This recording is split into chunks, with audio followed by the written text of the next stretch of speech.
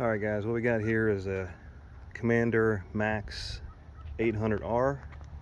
We bought at auction for a fire. In this picture we can see the passenger side of the engine, and the back cylinder is a plastic cover, and it actually melted off and exposed the timing in the valves. But most of the damage is on the driver's side. In this one you can see the plastic cover for the timing chain and the valves removed. You can see the burnt wires for the chassis wire harness and the engine wire harness. The temp sensors and everything has been melted. Here we have the impeller for the coolant, and it's in very bad shape. It should be a full circle and it doesn't even have any of the back on it. I'm guessing this might have been why it caught on fire.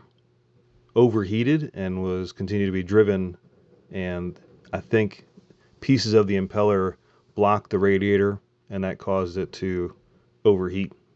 And now here we have a picture of the engine has been cleaned up a lot and fixed up a lot.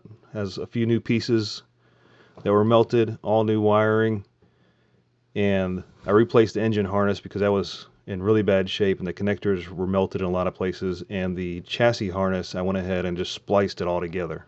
I was curious if any of the viewers or subscribers will be interested in seeing some more, because I will probably go buy another one. This one was bought at auction, totaled, and got a pretty good deal.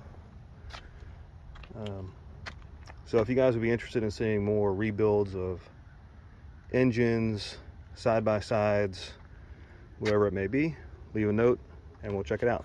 Thanks.